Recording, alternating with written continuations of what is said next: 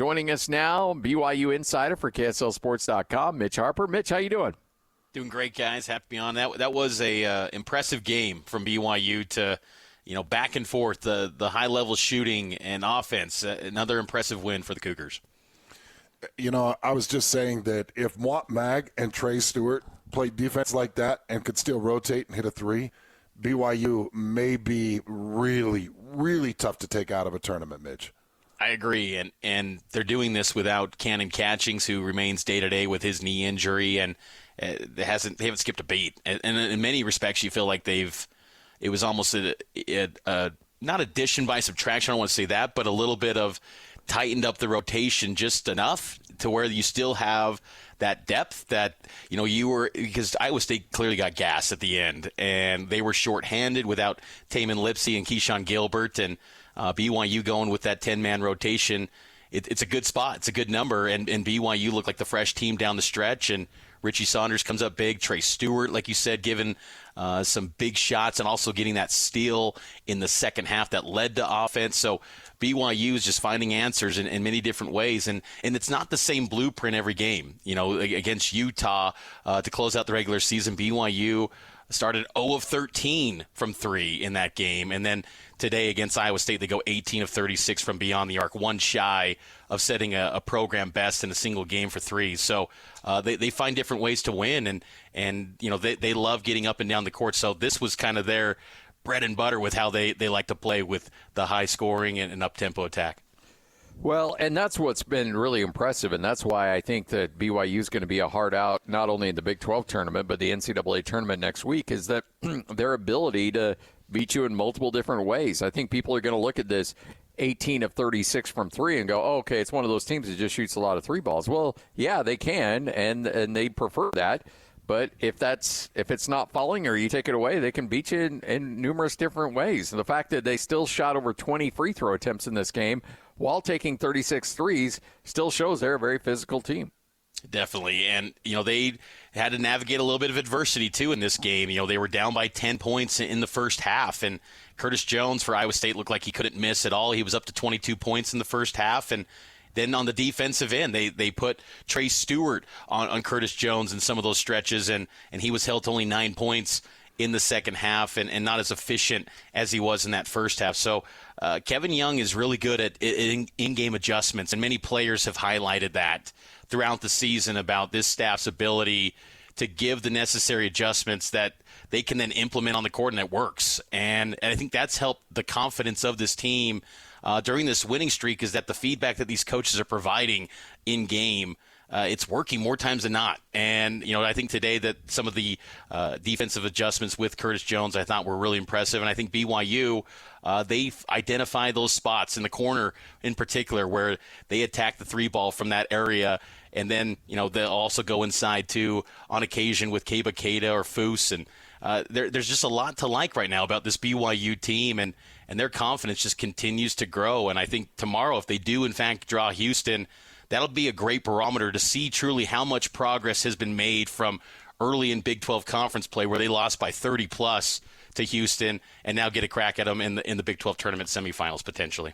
Well, let's talk a little bit about that. 86-55 last time BYU saw Houston. Just so everybody understands some context, BYU was riding a 4-game win streak. They had just opened up Big 12 play against Arizona State, got the win against Arizona State, and they were feeling pretty healthy and pretty excited. And then Houston puts the 31-point beat down on them. They shoot 37% from the field. They went 8 of 24 from three for 33%. Houston out-rebounded them 37-24, outstole them 9-6, out-assisted them 15-14, beat them in every category across the board, thumped them.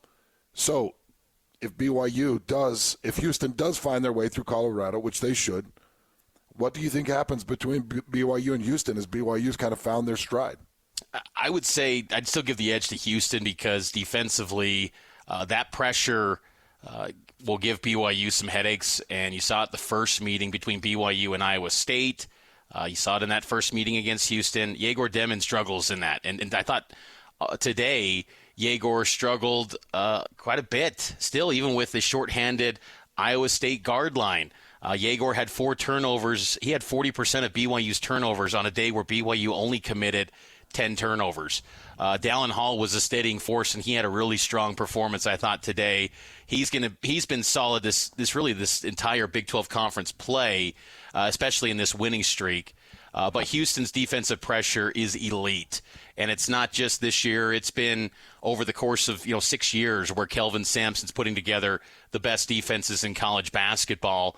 So I think that pressure is going to be fascinating to watch if, in fact, that does become the matchup, because they suffocated BYU. It was 16-6, I think, around the midway through, before the under-12 media timeout, and it was over. And BYU was barely getting up shots. So this will be just an interesting test to see, again, how much progress has been made, because BYU is a completely different team now than what they were in early January. And I remember that time, too, Yegor was coming back from a knee contusion injury that kept him out for a stretch of games. And that was his first road game since that Providence game. And BYU was just struggling. And, since that time, they had some ups and downs where they lost to Utah, they lost to TCU.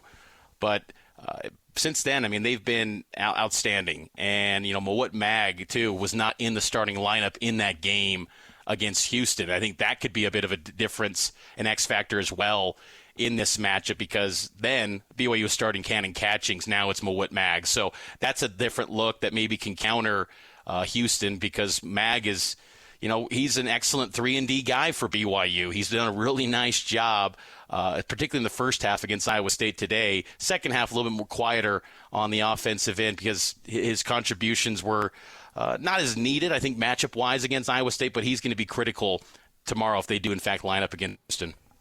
Is there anything you can point to as to what flipped the switch for this BYU team in terms of this winning streak that they're on? Dallin Hall's play. Dallin Hall was hesitant.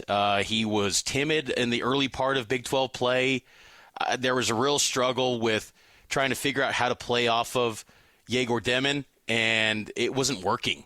And I don't think it's any coincidence that BYU's 9-game winning streak coincides with Dallin Hall playing at a high level, taking care of the basketball. Today, he goes 7-to-1 assist-to-turnover ratio.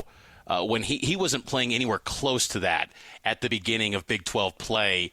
He's been doing that almost nightly as of late, particularly in this winning streak. And I think that's been the biggest difference, is having a guy like Dallin Hall where, okay, Yegor's struggling. He's getting sped up, turning the ball over. Okay, not all is lost. You're going to go up to the backup point guard, and the level of production on the offense still continues. That's a nice luxury that not many teams in college basketball can say they have, where they have, basically a starting point guard, a guy who's been an honorable mention all Big 12 guy a year ago, coming off the bench, so there's no drop-off. And it might only get better in terms of how the offense runs. You saw today with that kick-out pass to Richie Saunders that was basically the dagger late in the game. Dallin Hall finds him right where Richie wants it, fires it off, half a second, as they like to say at BYU, and he gets it off and buries that three. So Dallin's been excellent. I think also the change, too, from Cannon Catchings to Mawut putting him in the starting lineup has been big. BYU's only lost 3 games when Mawut is in the starting 5 for BYU, so I think that also plays a big role. But Dallin Hall, to me, his level of play, getting back to what he looked like last year and stepping up every single night, that's been the biggest difference for BYU. So Iowa State in the regular season, at the end of the season, BYU puts them at the line 31 times, only puts them at the line 7 times in this game, Mitch. Tell us what happened defensively. Was BYU playing that much more clean? Because it wasn't about the fan base. I felt like it was still an Iowa State home crowd, and BYU's players just continued to silence them, and BYU's fans were getting as rowdy as they could possibly be. But 7 free throw attempts for Iowa State. Tell us how BYU got that done. Yeah, pretty surprising. And, Iowa State, they settled for a lot more threes than they're typically shooting. Iowa State coming into this game, their season high for made threes was 11. They eclipsed that mark with 13 threes. So this was a high-level shooting game on both sides. They go 13 of 30 from 3. But that was, to me, the biggest difference as far as avoiding Iowa State getting to the foul line. And honestly, too, their bigs, were not as impactful in this game. Jefferson, a former St. Mary's transfer, he was big in that game in Ames about a week and a half ago.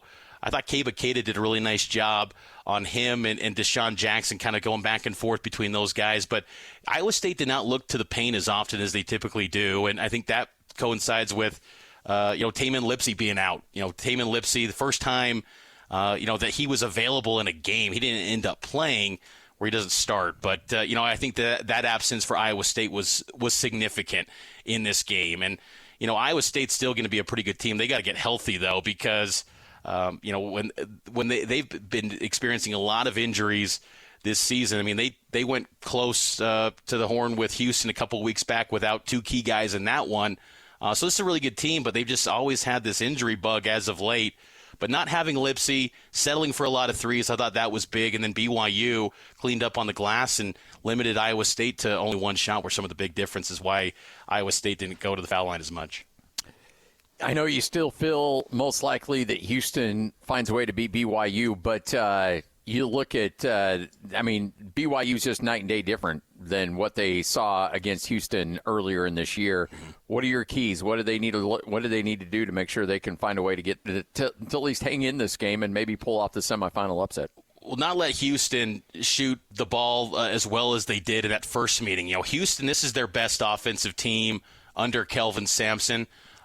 Typically you think of Houston teams, it's, low 60s, high 50s. No, Houston can, get into the 90s with their offense as well. They don't typically need to because they just limit everyone to that 60 range. But you can't let them go off. In the game against BYU in January, they had a season-high day where they knocked down 16 threes, and Emmanuel Sharp was excellent. So I think that's one of the big things there is do not let Houston just bury the three at a high clip. And I think for BYU, too, that they've got to take care of the basketball and value possessions. I think the 10 turnovers today against Iowa State was a solid number. You still like to maybe get that in single digits, but if you're at 10 turnovers or less, you're going to have a chance to win because BYU's offense is going to show up. I mean, this is not, this is happening every game now. BYU's won 4 consecutive games against top 25 opponents. Biggest winning streak against ranked foes since the 50s. So this is showing up every single game, regardless of who the opponent is. Just value the possessions, take care of the basketball, and that's where a lot of eyes are going to be on Yegor Demon. And this could be a big game for him when you talk about NBA draft prospects and you see ESPN's latest mock draft. They got him still at number 9.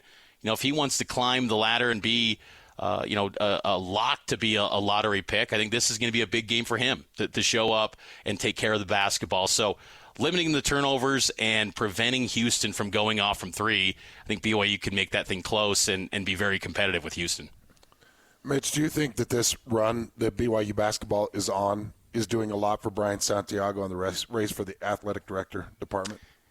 I think it only could help, because he was heavily involved with getting Kevin Young to BYU. I remember sitting in Kevin Young's office in the summer, and, he talked about, the conversations he had with Brian before getting here to BYU. Santiago's very close to that basketball program. He oversees it. So, yeah, I think that definitely helps the cause because BYU, when things are good, they typically don't want to have a drastic change. They just want to keep the machine rolling. That's how BYU historically operates. Unless there's some candidate that's a Kevin Young type that's out there that's from the alumni pool that would really just reinvent what BYU can become and take it to a higher level, then, maybe that could hurt Santiago's candidacy. But I think this is going to take time. BYU is going to turn over every stone to see what candidates are out there because they know Brian's still part of the athletic department, and Tom has made it clear he can stay till August if he needs to. So BYU is going to be very patient. We're a month now in, and oddly enough, BYU's winning streak has coincided since Tom Holmoe announced his retirement. Maybe that's some side story there, but they've done a really nice job, BYU has, and I think that definitely helps Santiago's candidacy because he has been a influential person when it comes to BYU's basketball program, and he was big with getting Kevin Young to BYU. Who ultimately makes that hire? Is it the president? Is it the vice president? Who do you think has the final say there? Shane Reese, BYU president, Shane Reese. He's the final say, but it's a unique position where you're collaborating with the board of directors and the Church of Jesus Christ of Latter-day Saints, the Quorum of the 12. I mean, head coaches have to have interviews with the brethren of the Church of Jesus Christ of Latter-day Saints, and that's going to be extensive for the AD as well. So it's already a month in, and I wouldn't be surprised if this continues to go on maybe until the end of the athletic year, potentially in May. So this could take a little bit of time, but I definitely do think it does help Santiago's chances of maybe getting the job with how this basketball team is succeeding. And it doesn't feel like it's just a flash in the pan 1 year. This is just year one under Kevin Young, and then you've got the number one recruit coming in, and he's going to be active in the portal. And there just seems to be this infusion of interest and commitment financially. It's good times right now for BYU basketball. Well, I know this, when all the Blue Bloods watch BYU beat Kansas, Arizona, Iowa State twice, once in tournament play, depending on what they do from here on out, they're going to be on the phone, and they're going to be calling agents, and they're going to request meetings. And I was reassured, Mitch, by two different individuals. I was reassured that BYU will meet the number and that BYU has everything Kevin Young is looking for, and to not worry about Kevin Young potentially heading out to another program. Now, I get it. You got the Bill Selfs of the world out there that are making $10 million, and you've got potential of $8 and $10 million offers. But you look at a guy like Mark Few, who I've been talking about throughout the week. Mark Few stuck around for a long time because he knows his program, he knows what he has, and I've been reassured that Kevin Young knows where he's at, loves where he's at, and loves the money. Have you heard anything about the possibility of Kevin Young leaving or the stability? Because it seems like he's very stable. I've heard, more the latter, the stability, where it's a stable deal and he wants to be at BYU. I haven't really heard any sort of traction about him potentially leaving. I haven't really heard that at all. So, with AJ DeBance, he's coming in on May 1st. He's going to be enrolling. Him and Xavier Staten, they're going to be in classes on May 1st. That would be a quick turnaround, and that's high level. Like, that goes beyond just typical recruiting. That's big business, getting a guy like a number one recruit of AJ DeBanza. So I would expect that Kevin Young would be very committed to BYU, and he's enjoying it at BYU. He's talked about how he wanted to be in this environment for his kids and his wife and family, and he's got big visions for BYU basketball to take it to heights that they haven't reached before. Mitch Harper joining us, 97.5, the KSL Sports Zone, as BYU off to the semifinals to take on Houston, and it should be a fun one for sure. Mitch, great stuff as always. You can read his stuff at KSLSports.com, but thanks for hanging out with us, man. We appreciate it. Hey, no problem, guys. Take care. There he is, Mitch Harper, 97.5, the KSL Sports Zone.